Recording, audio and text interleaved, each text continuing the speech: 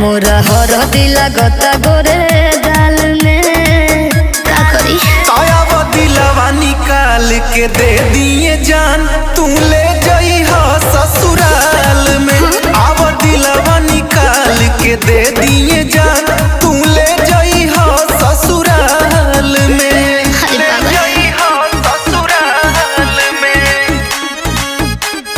Music Zed Rakesh.